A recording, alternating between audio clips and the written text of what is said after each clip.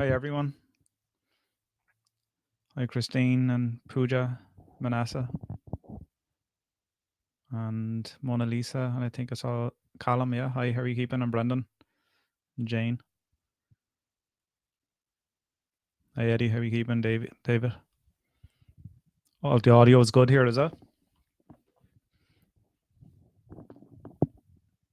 Great, Jane. Thanks a lot.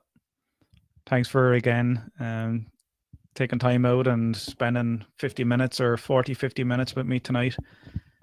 I didn't realize there was a game on. So all you Liverpool or Chelsea fans, hopefully you'll get the second half. But what's more important,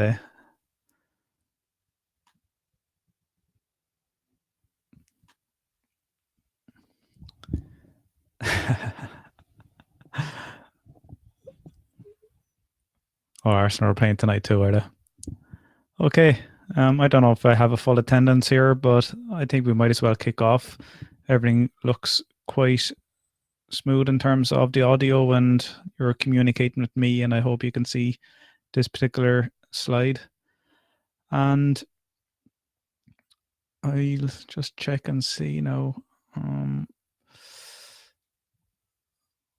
Okay, what we have. Okay, I'm just going to share the screen again. And I'd just like to know if you can see a StockTrak. Can you see StockTrak on that screen? For some reason, it's just slightly different to what I saw last week.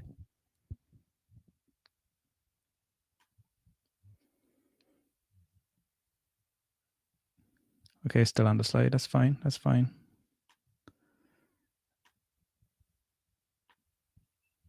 No, I have it. Okay, there we have it. Now I'm just going to jump back into the studio and see are you able to see that new my screen with StockTrak on it, and if there's a yes there, then we'll go ahead. We'll just go straight into it. Okay. Yeah, see it now. Perfect. Thanks, Brennan. Okay. Right. So the thing is that I'm going to assume at this point we understand what our stocks and how to trade them, and like futures, we do the same thing. So if you're interested in buying a stock or a futures contract, it's basically because you expect the price to go up. And likewise, if you want to short a stock or futures, then you expect prices to fall. The difference is between the two. With stocks, you have to put up the full amount of money to be into it, and you can actually hold on to that stock for as long as you like. So putting up all that cash in order to buy those shares. Whereas with futures regarding commodities, you only have to put up a small amount, but you do have a finite period. So it could be a 1 month or a 3 month contract. So let's take it that we understand those basics regarding stocks and futures. It's good that the American market is open, so we can go straight in and try and test out what we're going to do regarding buying a certain stock. So I don't know, Google is the default. I'm going to just take that what's called a ticker symbol, and each stock has a ticker symbol, and this one is Google's, also known as Alphabet. It goes by Alphabet, and it uses the old ticker symbol. Okay, that it once was trading at. So 1190 is that particular stock. Now, I don't know whether you want me to go through charts and picking out reasons as to why. Here we have, I think this is only a daily chart. Maybe I'll just expand it to look at a longer time period. So we'll get an idea of what we're going to do regarding limits and stops. So I'll take a 1 year chart on that. Hopefully this is clear enough. And usually, to be honest, when traders say they put in a stop loss, they want to do this in order to prevent themselves from losing any money if they can't keep their eye on the market, which they don't want to be doing all the time. But also, if they don't have any automated system where it will stop you out, a stop loss would be a good way of actually putting one in. So I don't know if you can see this here. I'll see if I can expand it a little bit more. Okay, with this chart, we have Alphabet being about 1190 currently, And we see some bottoms. If you want to go by this, you see some bottoms where I have this line. Okay, you see the horizontal line. That is like a support line for the most recent price. And if we kind of go back over here, you see kind of 3 peaks, which are in and around matching that support line. So it's a territory that investors, I think, technical traders anyway, would be quite worried or be very cautious about holding or buying into Google. Maybe this support line could break down and it'll break down to previous lower levels. But some others might consider it as a buying opportunity. What I'm going to do here, just for illustrated, I'm going to buy Alphabet or Google. And the price being, I think it was $11.90. I want to find out a way in which I should be able to protect any downside risk. So there's always going to be a risk in trading. Once you buy, don't expect the price to pop up. You're going to more than likely going to lose money over the very short term, the next day, couple of days or weeks. But if you feel strongly that this stock is going to go up, then obviously you're going to be buying into it. But there's always that uncertainty. And to limit any sudden drop, if it does drop dramatically down to previous levels, like heading towards the 1,050 or even the $1,000 mark here, okay, is it a coincidence that Google is actually bouncing off these support lines of $1,000? Okay, again, very psychological. So I want to protect myself. Where do I put in my stop? Obviously, you have to look at your risk profile. How much are you willing to lose? So if I look at the bottom of this area here, again, I'm going to zoom in more. If I look at this particular area of Google, okay, it's bouncing around I think it's about 1150, 1155. So to me, that is a very good short-term stop loss if I want to be in Google for a very short term. So not that you want to hit at 1155, because usually if you look at these candlesticks, what are called candlesticks, some of them have movement, what are called wicks within the candle. There are wicks that are extended downward and upward. So even though the price might be 1155, sometimes it goes below that. Say in this case here, there's 1144. So you want to put in a stop loss that allows you to take on what's called a drawdown, a negative drawdown. And with that negative drawdown, you're hoping it doesn't temporarily hit your loss, because if it does hit your stop loss, you're out. And this could just pop back up again, like this green bar, this third last green candlestick. So if I had a stop loss at 1155, I would have been at 1150, I would have been stopped out. And then you see Google moving back up again, which I've just missed out on. So I want to put in a stop, not at 1150. I want to move away from those psychological numbers, those 1100s, those 1150s, those 1000s. Sometimes a stock that's low, you want to be avoiding the 10s and the 15s. So here I might come down a little bit more, maybe, and take that drawdown, maybe 1133. It's not a number that people would tend to round up or round down. So maybe 1133, depending on my risk. So remember, I'm going to get in here with Alphabet at a price of about 1190. I think it's 1190. I could be stopped out at 1133 or 1130. So therefore, that's a $60 per share loss. So am I willing to take that? And as a trader, I think you should be willing to take a loss and accept those losses if you're wrong with your decision. Now, the thing is, as I said, it could pop back up and you just missed out, and it could head towards 1200 again.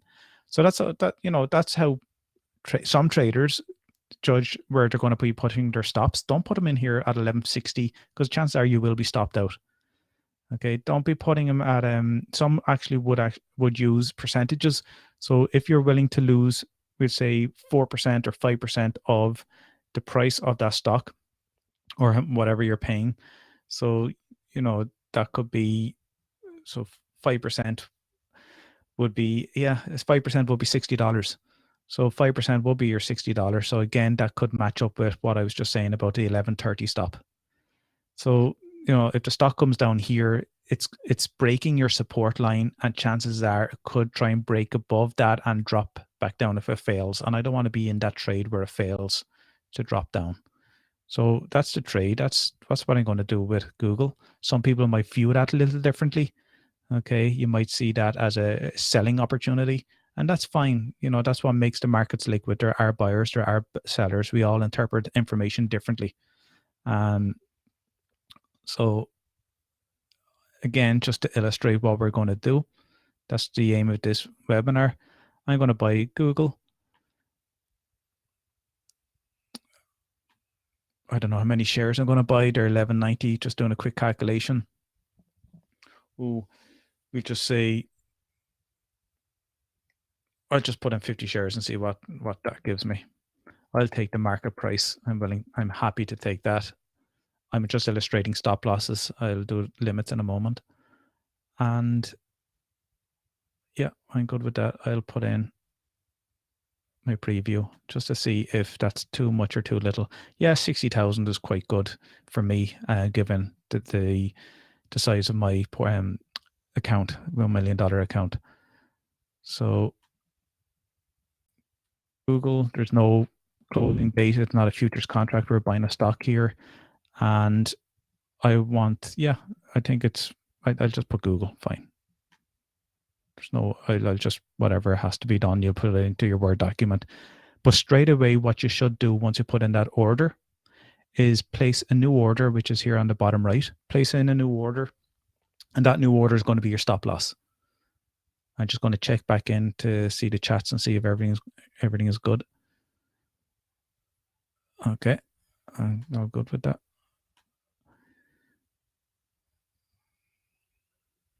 Sorry, no, I mightn't be sharing the screen.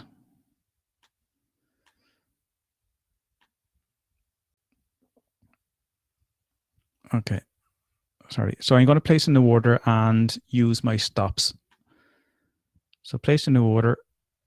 Okay, I initially bought Google, so I have to put in Google here again. I'm going to close out all my 50 stocks. You don't have to. You can do 20 at a certain level, another 20 at another level, and 10 at a lower level again if you want to hold on to some of that stock, just in case there is a drawdown and you don't want to be out of it, but you can't risk losing more money on that. Now, we initially bought Google, so I want to close out my position, which is sell Google. So I'm going to sell Google at a stop loss. Now, I like trailing stops, but you can put in a stop here and name your price. So the price that I had suggested was 11.33. Okay.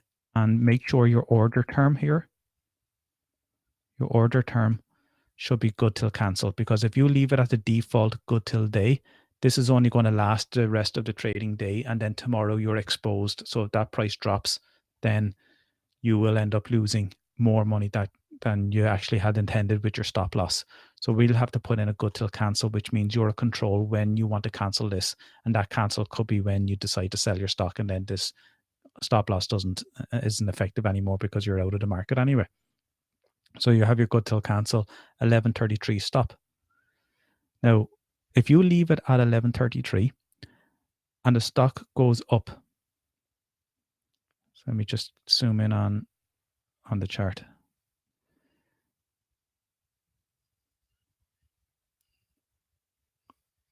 So again, yeah. So if you decided to leave it at 11.33 and the stock price goes up in value, then your stop loss is going to remain at 11.33. So if Google ends up rising to, we say $1,200, $1,300, your stop is going to be too far away from the current price level that if the stock price drops, you're going to wipe out all of those gains, and then you're going to end up hitting your stop loss at a loss of $60. So ideally, in that scenario, what you should do is keep checking back and moving your stop upwards. So I say $1,200 or $1,250. If Google goes that way, you should increase your stop price to maybe within a $60 region. So if it reaches $1,250, your stop should be $11.90. Say again, $60 difference. Now, to avoid you having to manually go in and readjusting your stop losses, which isn't a bad idea, it keeps you in touch with the market. What you might rather do is put in what's called a trailing stop. And a trailing stop, I can now name my price of $60. Okay. And that is telling me, or I'm indicating to the market that if Google moves up, the stop will always maintain a $60 difference between the current stock price and my stop price. So let's, for example, the price is currently $11.90. If it goes up to $1,200, that's a $10 gain. My stop will move up with that to maintain the $60 difference. And again, if Google moves up to $12.50, my stop will move up with it. It'll trail it. It'll track it. It'll move up with it and will maintain the $60 stop difference, which is, in that case, at $12.50, the stop will be now $11.90. And if Google keeps on moving up, so too will my stop. It'll trail it by about $60. However, if the stock declines, my stop loss stays fixed. It won't move down with the stock. So if it hit $12.50, my stop is a $60 price difference at $11.90, and the stock begins to decline, my stop loss remains fixed at the $11.90. And as a result of that, I will get stopped out at $11.90. And if the price keeps on dropping, I'm out of the market. And that will actually lock in. In that case, it'll be a break even. Okay, because I entered in at about $11.90. My stop was brought up as the stock went up, but locked in and it tracked that price. And that's a good thing to do, especially in a market that is experiencing movements that are what we call volatile, or even minor volatility. It goes up, it goes down, and you're away from the market. This could happen overnight. This could happen if you happen to be away from the desk, or you're on holiday, or you just don't want to be looking at the markets. At least you know with comfort that you have a stop loss that will get you out of that situation where you can lock in gains. You can take your loss if you're wrong with it, or you can take your break even if the stock goes up by the $60. So here my stop is at 11. We'll say it's at 11.26 or 28, 11.28, which is the $60 difference from the current price of 11.88, or yeah, that's the price difference. So if the stock goes up by $20, well, so if the stock goes up by $20, so will my stop loss. And if the stock goes up again, so too will my stop loss. And I'm rising. You see the broken horizontal bar moving upward. And if the stock heads up around this level here, my stop will be just $60 below that price. Okay. And if the stock begins to decline, then I'll get knocked out at whatever my stop is. So that's effectively what stops will do. So I'm just going to leave it at the 60. You can do it as a percentage if you want to, and put in your 5%, and that'll maintain a 5% difference with the current price. So $60, go till cancel. I'll preview that. And don't worry about this estimated cost, 56,000. Okay. I spent about 59,000. So we saw a negative 59 on my first trade when I bought Google. And here I'm stopping out at 56. So that's confirming the price difference there is confirming a $3,000 loss, about a $3,000 loss. So I'm happy to lose $3,000 if I believe there's upside potential that's going to give me more. So just confirm that. Oops, the note. Stop loss at $60 trailing. Just something down. And that's your stop for a buying position. Remember, your stop is always going to be below the price that you bought at. So if you're buying, put your stop in below, because you don't want to lose more than the price could actually go down. Okay, so if the price goes down $100, you're only losing to 60. I'm going to do another trade, and then I'm going to jump back in and see if you have any questions. And in this case, again, I'm going to use stocks. And I might consider shorting something. All right. So I'll short Tesla. of Teslas in here. So make sure you have the whatever exchange, the same thing here anyway, but sometimes stocks are on different exchanges. So Ryanair could be in the London, New York, and Ireland, and it might be the New York one you want to trade. So Tesla's in the NASDAQ. It's actually moved up quite a bit since we last looked at it at $299. So there's a bit of a movement in Tesla at the moment. So maybe it's not something I want to short, and there's strong momentum on this particular stock, but just to illustrate it, I will short it.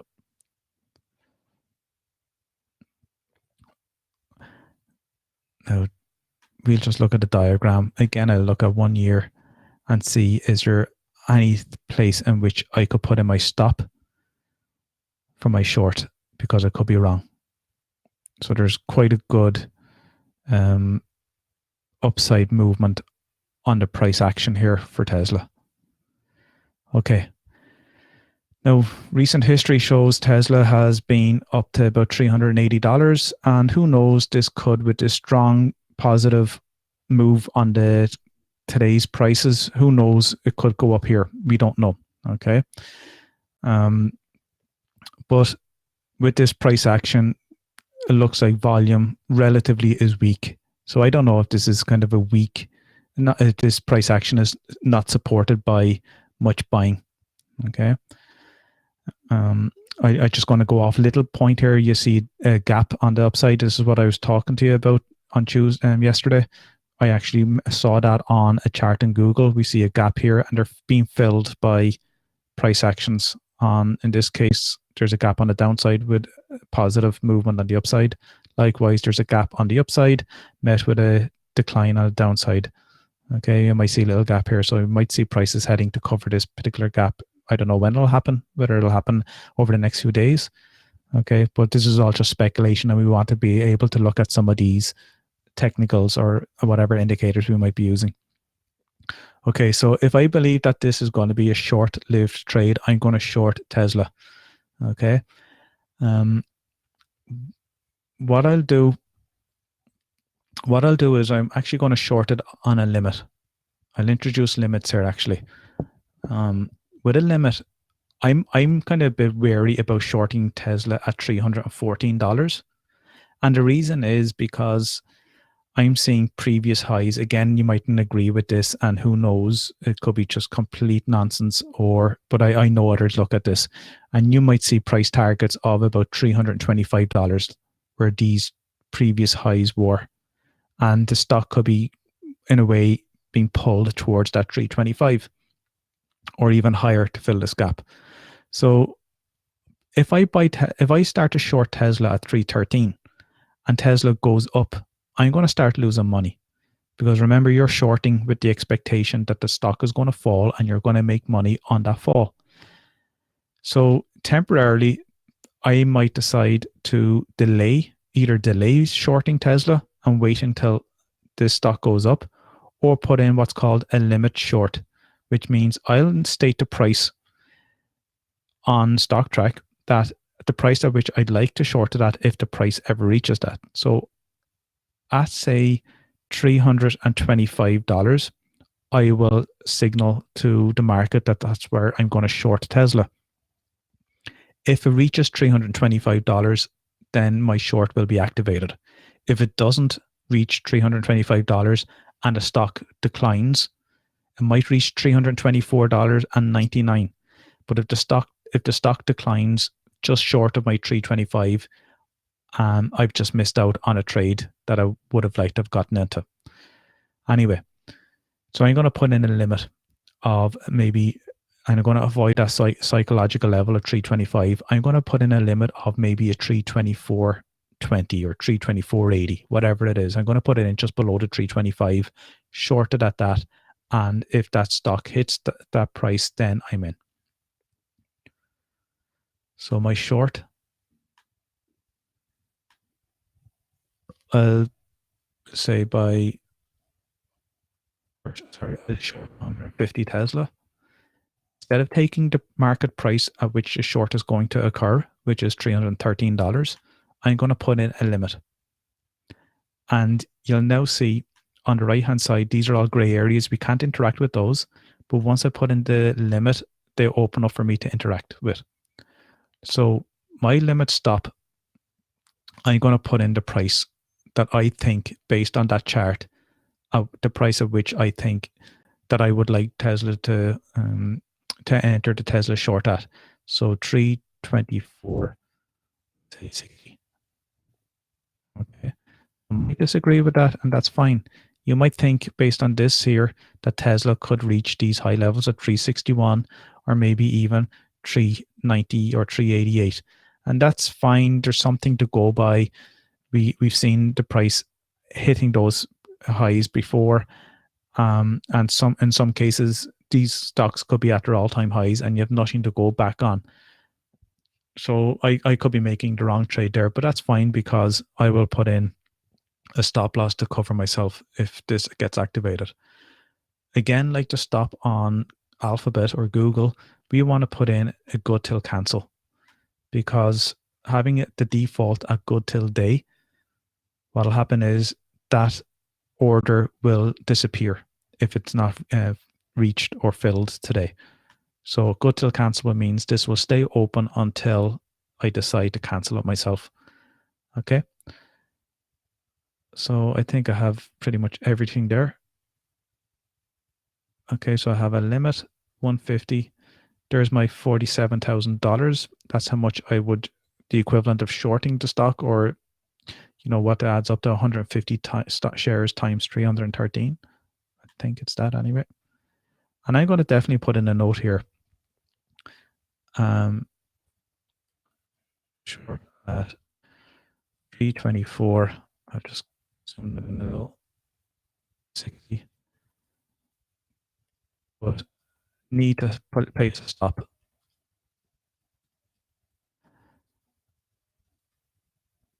No. Thing about a short is, if I'm going to put in a price here in a moment, and I will have to find out what my stop is, or what I'd like my stop to be. So if I'm wrong regarding Tesla and the price action in which it either going to go up or down, I think it's going to go down based on my action of shorting. But if I'm wrong, Tesla could easily be a $360 stock, and I don't want to be in that trade where I'm losing money because I've shorted and its price is rising. I'm losing money all the way up to 360 if it ever happens to that, or even $400 or $500. I don't want to be in that trade. So what's my risk tolerance? Again, I could go with 5%. What's 5% of 312? Okay, so you're talking maybe about $60 again. I think it is. I'm probably getting all these wrong. So are you willing to, again, lose $60 here? Is $100. That's probably too much. 150 shares times $100. Okay, that's quite a lot. So I might target those previous highs here, those small ones, the horizontal, and just go a little bit above it. Okay, so maybe it's 333, maybe just above that gap, maybe 337. So I'm perhaps willing to lose about $25 per share on this stock. So I'm going to note that for myself, because I might not be able to place that stop because I don't have an open position. So stop at 327.60, we would say. Need a stop loss at 327.60. Okay, I'm just going to go back to that short at. Okay, no, I'll backtrack on that. I'm going to back on that because I have an open position. I'm short at 324. So I don't want to be in and out, because this is going to happen. A $3 move is definitely going to happen. So at 324.60, just go back to this chart. At 324.60 was here. This is where I was going to short that. So I have more, I can actually go up further and place my stop. So maybe I'll go with the $25 on that. Maybe going by these previous highs or something. I don't know. Maybe I'll just use that as an illustration. So maybe $363 should be my stop on this. $361. Okay. So that's a $35 loss on per share for Tesla. Maybe too much. Okay. If you don't have that If you don't if you feel that that's too much for you, you might want to cut back on it. But remember, tightening your stop losses means you're more than likely going to be stopped out.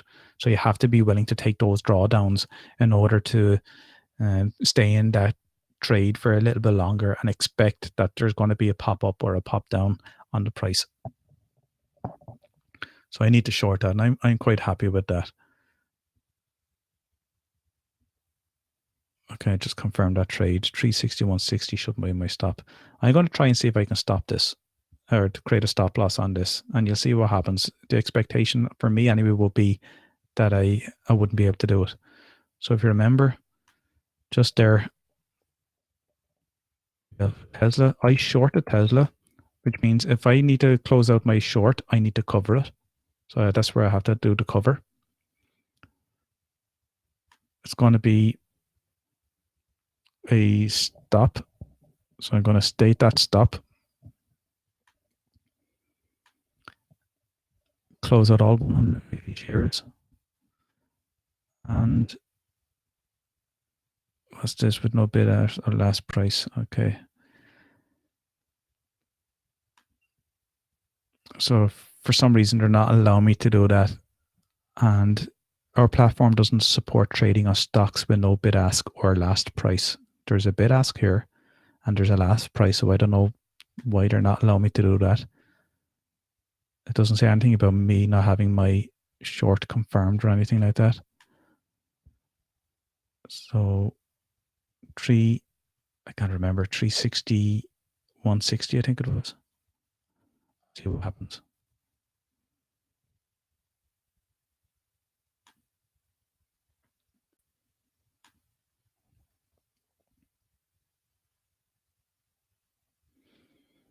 Yeah, so that's what's expected. So I just zoom in on that note.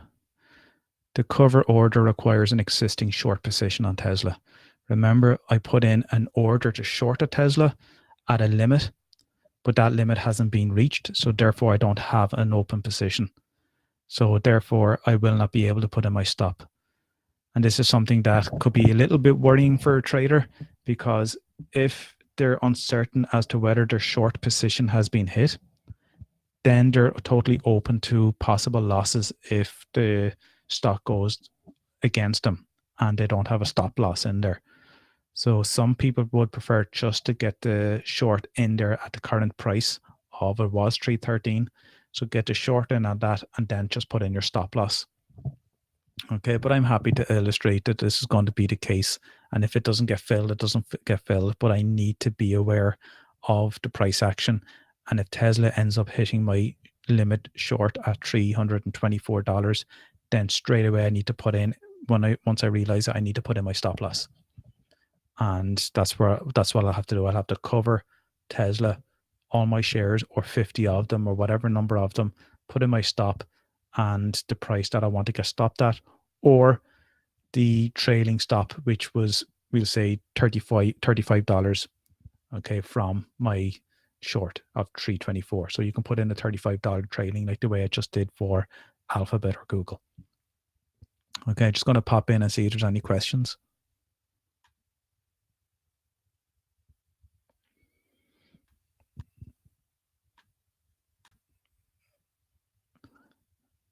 Okay. Hi, Mohammed. Would you be commissioned on charging the stop loss turn? Yeah, there's going to be commission charges. So on the way StockTrak is set up, you're going to be charged $100 for the stop.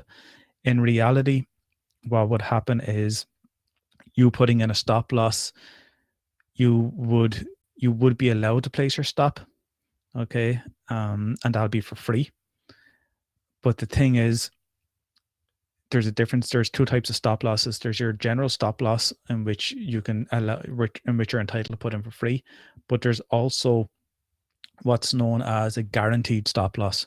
And a guaranteed stop loss is one in which, if the price, do you remember we saw with Tesla, Tesla, there was a gap and there was a sudden jump up in the price.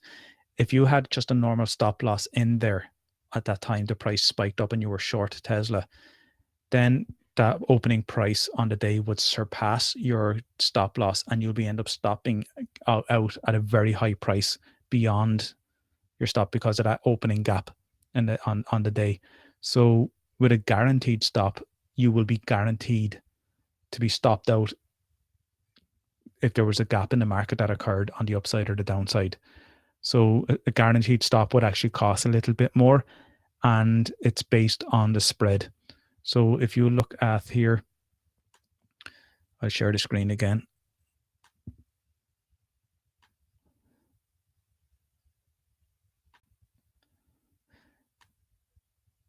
If you look at, I kind of lose my train of thought now.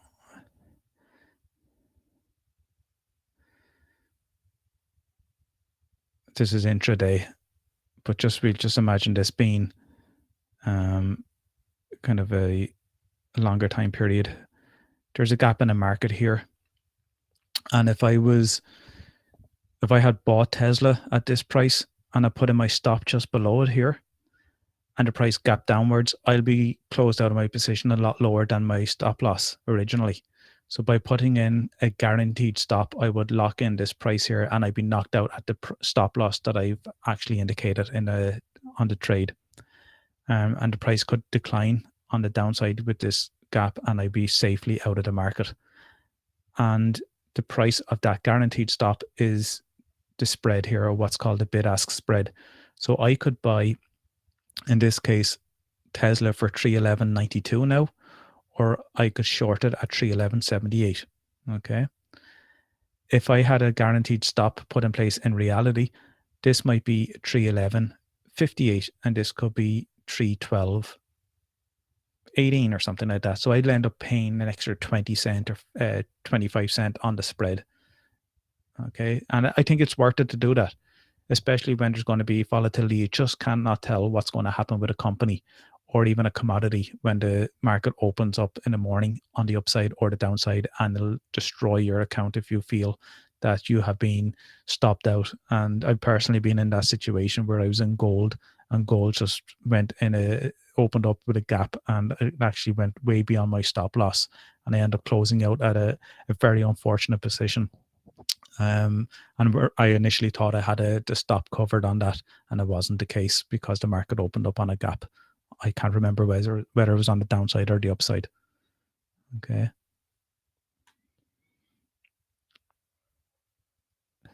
On StockTrak, then, is every stop loss assumed to be a guaranteed stop loss, or would you still be caught during a gap? I don't know, Christopher. It's a good question. I would have said it's guaranteed. But I can't. I honestly don't know what it is a good question. Let's take it as a guaranteed. I reckon that is the case. I reckon it is. Okay, so I did a buy, and we put a stop on it for Alphabet. I did a limit short on Tesla, but I can't cover it with my stop loss because I don't have an open position. Okay, and I'm still not short Tesla. Okay, that doesn't exist yet. It's only a limit short. If I wanted to do a limit buy, it's just the same thing. So say we'll pick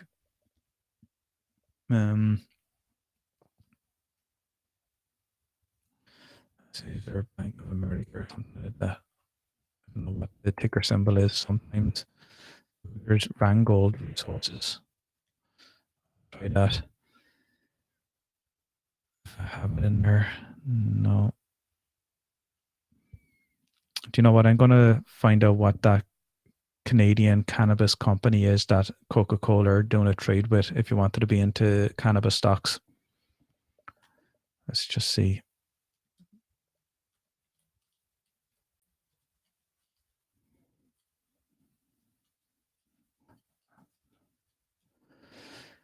Coca-Cola. Let's see if I can get some desired result.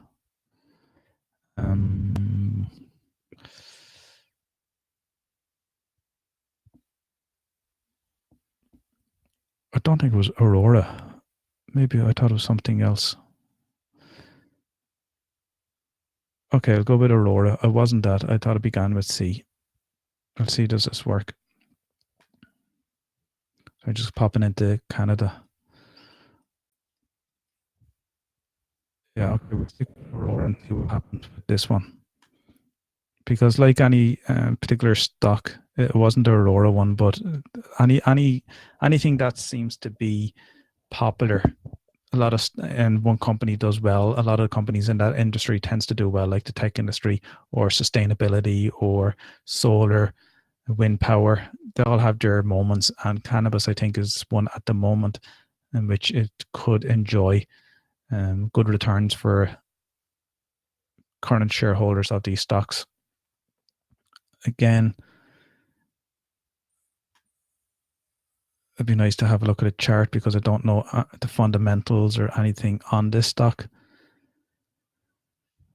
It's a 1 year, and there was a company that, another cannabis company last week, I think it went up about 40% on a particular day, or yeah, it was a day. Again, look at, I see, you can't really tell from a chart, so a lot of people are buying this, but we'll go with, say, the Aura side that we spoke about on Tuesday.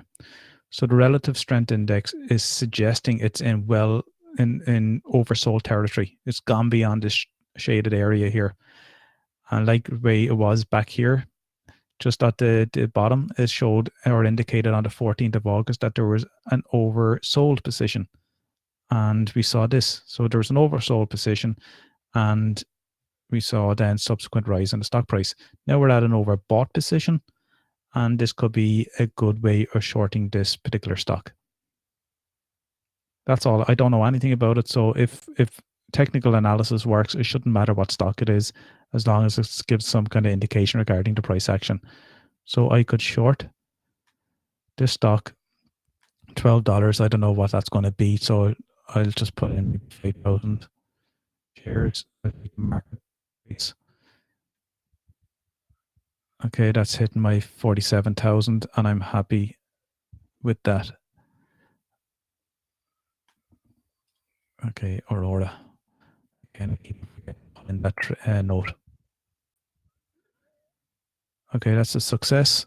And now what I want to do is, I don't want to leave myself exposed because that stock could go up to $20. Who knows? So again, I'm going to put in a new order, and on that short I have just done, I'm going to be putting in a cover. So I'll cover the same stock. There it is. Symbol ACB. So I'll cover that. I had bought, or I had shorted, I can't even remember what I shorted. Many, but look, just say I want to short 2,000 first. I can take on a drawdown. I'm going to put in my stop at, and we see a high of 1277. I have nothing else to go by on that, so I might put in a stop on maybe 1450 or 1467, something different on those 2,000 shares. I know I think I bought about 5,000, but I'm happy to lose 2,000, and then I'll do a short on the remaining 3,000. I'll just put in a stop.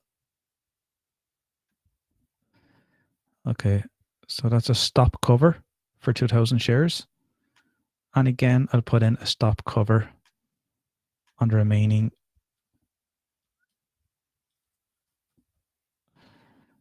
ACB.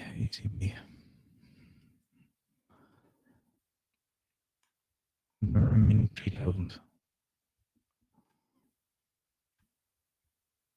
I'll go maybe a little higher than that. $15.14. And go till cancel. Pulling those prices out of the air. And that's my second stop on that stock. And you have better information you'd like to put in there. Okay, so that's me relaxed now that I can forget about this particular cannabis stock, and hopefully it'll do well for me and it'll decline in price.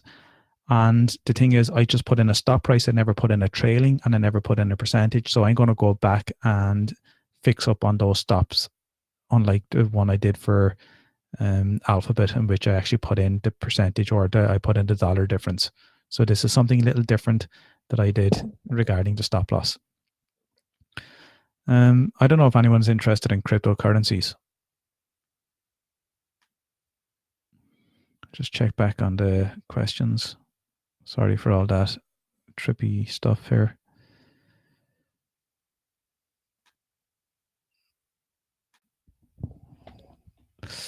Jane, is it a question you have, or?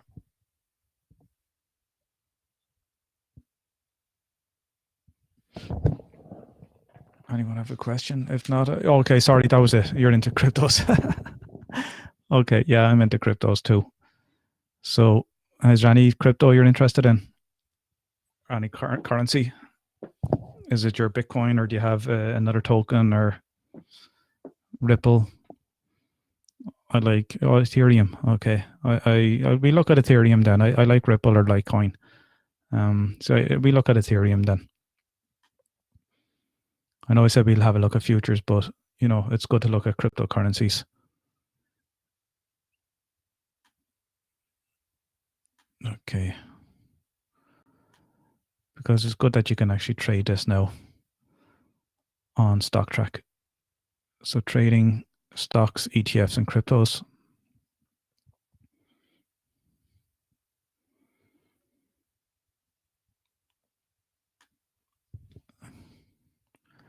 Okay. I forget the ticker symbol for Ethereum. I think it's ETH. Yeah. Okay. I don't know if these are equities, dark equities. I don't know whether these are like a type of ETF. I know ETFs exist for, or they will exist for Bitcoin or cryptos. So this could be a type of ETF in which stocks that are associated with Ethereum currency, they kind of pull together in an index, or maybe not. No, this is it. This is that's perfect. So this is the price of Ethereum. Anyone who's followed crypto, we know that Ethereum I think was the second largest market cap crypto to Bitcoin recently. I think it's taken over by Ripple now. But again, you might be interested in something like this currency. So again, I think it's nice to have a look at a trading range, see what's happened over the last year, maybe even the last 5 years. Because of what's happening here, okay, it's kind of isolated or made whatever is happening with Ethereum today, as it kind of gives the impression nothing is happening. So I think I'd reduce that date range even longer or shorter. Maybe 6 months will do.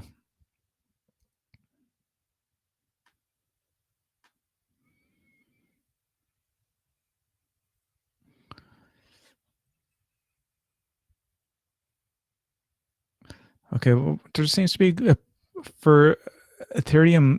Anyone's interested in Ethereum? There seems to be what looks like a positive technical trend developing here. Okay, and the reason why I'm saying that is that if I was able to draw a line underneath these three here, or draw a line through here, it's showing that there's firstly there's higher lows, which is positive, and there's also from here and all of these here, there's higher highs. So that's bringing about momentum. Now, again, there's a channel emerging. If you were to draw lines through the top of these and also through the bottom of these, okay, this line is kind of passing through. So you see kind of a breakdown. It's maybe something you want to be careful about because this is kind of breaking down into new territory and it's gone below that support line. So maybe we might see Ethereum heading down a little bit lower in the very short term. But it seems to me that Ethereum looks like as if going by technical trade, it's heading has a positive trend, and who knows, it might hit the $300, $400 mark if positive news comes out. And there is positive news around. This is what I mean by fundamentals. There is positive news surrounding cryptocurrencies at the moment because now Google and Facebook and other search engines are actually lifting their ban on articles surrounding cryptocurrencies. So it's going to come back into more mainstream or social media attention as well. And once that attention is there, and people, may be more positive or maybe more open to start buying this. And a lot of younger people are actually embracing this new form of currency compared to the older people. And usually, like any platform like Facebook and Instagram and WhatsApp, it's always the young people that try these out first before they become mainstream. And I think that's what's going to happen with cryptocurrencies. Whatever is going to exist, Ethereum might not exist in 5 years' time or 10 years' time, but some will disappear, especially those other currencies that are undergo ICOs or initial coin offerings. They can be quite dangerous to hold, but like the likes of Bitcoin and Ethereum and Ripple, Litecoin, maybe they'll have longer lasting value. So look, yeah, we're here to trade cryptocurrency, and we're going to do it in the same way. And if you like Ethereum, you can actually buy it. If you don't like it and you think price is going to go down, you can short that. Again, I'll just illustrate it with a buy. You could do a buy for more of a long term. If you think it's going to drop down, you can open up another trade and short it. So how much am I going to buy it for? Enter amount in dollars. Okay, that's fine. You can do dollars or you can do units. So if you want to spend 40,000, 50,000, let's put it in here. See what happens. Okay, that's 229 units. Perfect. That's a lot easier than what we were trying to do earlier on with the stocks. So I'm going to spend $50,000 at 229 units. I'm going to take the market price, and as simple as that, there's your 50,000. Preview that, and I'm going to make sure I show 229. I think currencies or currencies you can buy to the decimal. Where's that price? Or where's the number of units? Okay, 229 units. Like Bitcoin is considered expensive. Some people might consider it expensive at about $6,500, but you can buy to the 1 millionth decimal of Bitcoin. Okay, and it allows that, and that will happen eventually. If Bitcoin ever goes to something like $100,000 or 1 million, as some would speculate it to be. So I've just bought that, and I want to put in my stop loss, because at the end of the day, just because it is Ethereum and it's exciting and you want to tell everybody that you have cryptocurrency, if you're losing it, you want to be out of there like any other asset. So I'm going to place a new order, and that's going to be my stop, and the stop is going to be at a low level. Okay, so I bought at whatever that was, 200, and I think it was $218, $217, and I might put in my stop just below that level, and I'm definitely not going to put it at 200. I'm going to bring it down below hand. If you can make out where I'm going with this, definitely don't want to be stopped out at 169. I might want to be stopped out at this lower level or a bit below. If you can't take it, maybe bring it back up again, your stop loss. But that's chances are you're going to be stopped out. So if it hits 200, if it hits below 200, it could go down to this previous low, and I might want to be stopped out, and I'll stop at say 186.70. So that'll be my new order, which is taking you out. Now you might want to stop out. You might not want to stop out. Okay, so I'm going to sell my Ethereum. If you're stopping out, it means that you're no longer in the trade and you took your hit, and Ethereum could go back up again, and you've just missed out, and you might want to end up buying it back at about $230. So you might prefer to hold on to your currency and take that stop, take that loss and hold on to it, because that's what the saying is. HODL, HODL, among the crypto people who hold crypto, they just want to hold on to your dear life. I think that's what it stands for. Hold on to your dear life, HODL. So you might see that hashtag around, and they're the ones who believe that crypto is going to be the currency that's going to give you good returns. But look, some people might want you to hold on to this currency because they have they're going to short and they're going to short, make money, and buy back in. So anyway, I'm going to sell my 50,000, was it? You have an open position of 229. Okay, 229.22 for, okay, 229.22. Okay, I'm going to sell my 229. I'm going to put in a stop state my price at, I forget what price I put in, 183.40, we'll say. It'll cancel like the way I had done with previous trades, and I'll preview that order. Okay, so that's a 42,000.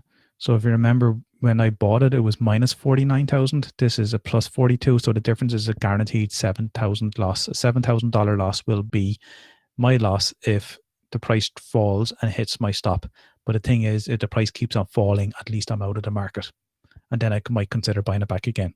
But if it hits and bounces back up from your stop, then, you know, it's up to you whether you want to go back in or not. And some people take it personal. They would not like to buy Ethereum anymore because it just stopped them out. They lost money. You have to just look at the timing of it, or you just have to perhaps go again. And you might not, as I said, might not want to put in your stop loss and prefer to hold on to it for a larger drawdown. And some successful traders don't use stops. They actually take the drawdown, which actually might give them minus 50%, but they still hold on to it. Whatever it is, stocks or futures, they still hold on to that stock, and they anticipate the price to rise back up again.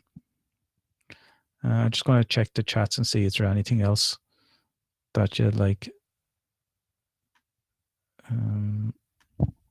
me to have a look at.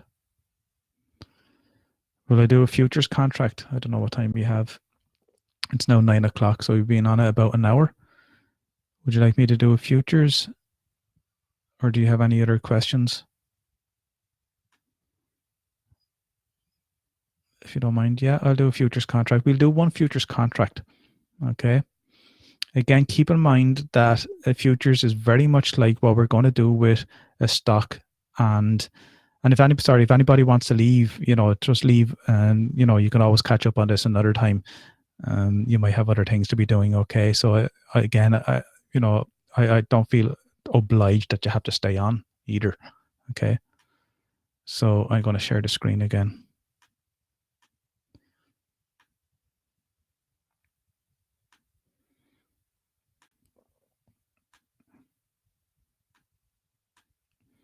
Okay, so trade now a futures contract.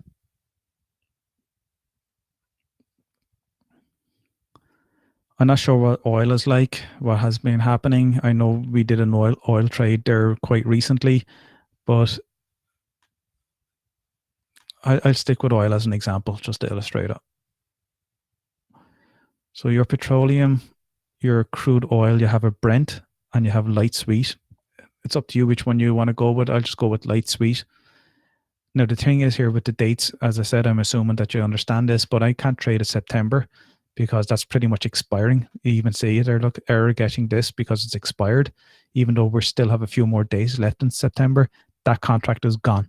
Okay, so those people who had oil futures for September, they have to close out their positions, whether they've gained or whether they've lost. So I'm going to go with maybe a December because that's where my trading will take me up to for this assignment. Okay. Let me see what's happening. Crude oil, 71.41. Okay, it's broken above the $70. We don't know whether it's going to be going up or down. I anticipated perhaps a short on it. I think I actually bought crude oil yesterday on StockTrak, and look, I'll go short. I think I might have went long on it, so I'm going to go short on a different month, January 2009. Okay, so I'll go short petroleum. Be careful of the contracts again. Like last week, one contract is equal to 1,000 barrels of oil, so it's $1,000.71. So I'll just maybe go 2 contracts on that. Please don't be putting in 10 or 20 contracts, and I'll take the market on that. So that's it. I am going to short crude oil for January 2019 at the market price of 71.30. Oil short January 2019. All that's required is $4,250. Okay, even though it's costing me about $140,000 because it's 1,000 barrels times $71. So it's quite a lot. and the margin allows me to do it for quite a little. Now, the thing is, like futures, you can lose money if oil goes up, and you could actually lose a lot of money. Okay, so this isn't your limit. This isn't your amount of money that you're limited losing. Your 4,250. You could lose a lot more than that. I could lose 14, 15, $50,000 depending on how high oil goes. So if oil hits $100, I've lost $30 per barrel. That's $30,000 I've just lost. So I don't want to be open to a trade in which I've shorted, but oil goes the opposite way. So I'm going to place a new order just like the way I did with all my shorts or my buys on the stock market. So I had a short initially on petroleum. I'll just illustrate it again here. If you remember, I went for a January 2019 petroleum and crude oil. And if you remember, I shorted 2 contracts at the market price. Now what I'm going to do is I'm going to cover that short. Okay. And I'm going to cover it not at the market, because that means I'm going to close out straight away. Okay, that's closing out if you want to close out. If you want to manually close out without having to wait for your short, this is what you need to do. You need to cover your contract, your short position, your stock, whatever you shorted, and you close it out at your market. Now, I want to put in my stop, and for some reason, they're not giving me a trailing stop or anything like that. So I need to keep my eye on this futures contract. If oil goes up to $73, I can see it heading up to 75. So I'm going to put in a stop of 73. Some random digit in here. 73.67. Going to be stop on the good till cancel. And that's it. Okay. That's it. So if oil goes up to 73.67, I get stopped out. I lose that whatever $2.27 per barrel of oil. That's just $2.5 grand loss. That some people might consider that to be quite tight. Oil can easily move up and down and within like $5 within a few minutes of a trade. So I could easily be stopped out of this and no longer in the trade. Some people might prefer to put in a stop of 77.67. Okay, so look at, sorry, just for illustration, I'm going to leave it at this price and be stopped out if oil goes up, therefore minimizing my losses. So I'll say this is a stop again. Okay, that's it. So I have a stop cover. Okay, and it's the same way. If I was to do a futures contract and I was to buy something, the market is just closed now. So yeah, I just got that order in just in time. So I could buy metals or grains or whatever. So if I want to go palladium, and I think palladium is going to go up in price, it's now $1,000.71. I would put in my contract, state how many contracts I need. It's 100 ounces per contract. So whatever that is, 100 times this. So one contract could do. And I put in now my market, okay, which means I'll take the market price when it opens up tomorrow. And if I want to, once that trade is activated and I'm in, if I wanted to close out that, I just sell it and sell it at the market.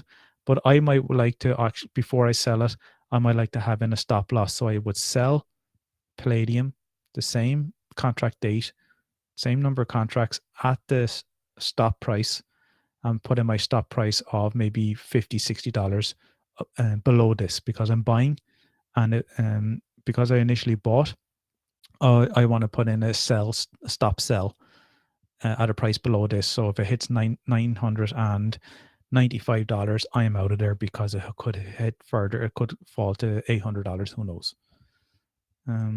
Okay, I think I'll leave it at that, because I guess people have other things to be doing, and I just want to know if I covered certain things, or if anybody has any other questions that you might like to ask me. And if not, sure, you could always note them and we'll pick up on it next Tuesday. There was a few good questions in there, Christopher. You know, you asked a good one that I wasn't able to answer because I wasn't sure, but I'm assuming it is a guaranteed stop. So yeah, 2 questions. Yeah. Okay, Ruth, thanks very much. Yeah, I appreciate you coming on. Actually, you know, it's not easy for you to have a full day's college work either, and all, you know, the workload, and to be able to spend time Doing extra work is a lot, and I know you're doing the same tomorrow with, I think, a seminar series. So hats off to you all for taking, putting in the effort, and even, being able to join me, because, I enjoy this aspect of it where I can actually help you. Thanks, Nora and Lynn. Vanessa, thanks very much. Did someone say they had a couple of questions? Yeah, I see you now. Anitesh, okay. Thanks, Eddie. Yeah, I don't know if you want to hang on for this. If not, I'll talk to you and have a good weekend. So with options, our loss is limited to the premium amount. Okay, but with futures, it's not. Exactly. So I know I haven't touched on options on this webinar, but we did on yesterday. You have an option contract. You pay whatever it is for your option, your premium. That's the most you lose. It's like you have health insurance, like you have car insurance. Just say you have third party fire and theft on your car. You are paying €800 to your insurance company, with your car insurance company. If your car gets broken into and is damaged, and the damage is, we'll say, €4,000 on the car, your €800 will cover that. The insurance company will pay for the rest of the damage. So they'll use your €800 plus they'll have to spend $3,200 on it. They're not asking you to pony up another $3,200. They'll cover that. Okay, so your option is the money you pay for your option is the most you're going to lose. So if the stock tanks and you end up, if you had this position on the stock and you could have lost, we'd say $50,000 on it, but your option only was $800, you'll only lose $800. Whereas with futures, you're going to lose a lot. If you don't have your stop in, you're going to lose a lot. So the stop, depending on how much you put in your stop, and it's guaranteed, that's all you're going to lose. I hope that covers that question, Nitesh. Thanks, Lynn. Which option limited to the premium amount? Okay, I hope. Thanks, Mona Lisa. I hope that answered your question then. So, oh yeah, there's another one there. Then what's the benefit of trading futures? Futures are kind of like, yeah, I know what you mean. Options are to do with stocks. Futures are more to do with commodities. And you won't be able to trade. You won't be able to trade futures on stocks unless you do what's called futures options, which are futures on options. We will get to that. So you know, when we looked at the futures contracts, there were all corn and wheat and sugar and metals and petroleum. There was indices, so which is effectively the basket of stocks, but there wasn't any stocks in there. There wasn't Apple, there wasn't Alphabet, Tesla wasn't there as a futures contract. So you can't trade those types of assets on a futures contract, but you can with an options contract. But I do understand it is a great way. Now, the thing is, with the futures contract, sellers and buyers of futures can lose a lot of money. With an options contract, buyers are limited to the option loss, whereas sellers have unlimited losses. So it seems to be more beneficial for buyers of options contracts, and preferably options, I think, are a great way of trading, or futures options are a great way of trading rather than futures, because you do limit your losses to your option premium. Could you please suggest if we could follow same MACD or same chart analysis approach for penny stocks, as well as considering they are more volatile in nature? Look, if those indicators work for any particular market, any stock, any industry, any country, anywhere, if that any time period, if those MACDs and RSIs and any other chart analysis or indicators work, they should work for every asset. Okay, so, and penny stocks included. And likewise, even if it's volatile, some stocks are quite volatile. That's why day traders would exist, in order to be in and out of the market within a few seconds to capture those gains within, like, even for a day trader, being in the market for 2 hours is considered long-term trading. Whereas for everyone else, long-term trading could be 10 years or 5 years. Okay, so yeah, they should work. They should definitely work, and you actually see the movement. So you're more focused on looking at the markets every minute of the day, or you have a system that allows you that performs in a way that's set up to be trading on your behalf and capturing these movements or indicators that suggest you should be buying or selling. So yeah, they should work as well. So I encourage you to do day trading too. Okay. So I think those questions, hopefully those answers covered it. And thanks again for coming on, for spending that time out with us. And again, we'll pick up on something. I'm sure there'll be something next week if you want to do this again. Okay. So thanks very much. And look, thanks, Can, for coming on as well. I know you just something you're interested in. Yeah, you're welcome. You're welcome. Yeah. Enjoy the game. And I'm going to do the same. So hopefully Liverpool are beating Chelsea. Okay. Thanks a lot, Christopher. Thanks, Eddie. Thanks, Pooja. Yeah, you're welcome. Cheers. Thanks a million. Great. All right. So it's great to be able to have that interaction as well. So it's a great platform and I'm all on for it. All the best. Bye then.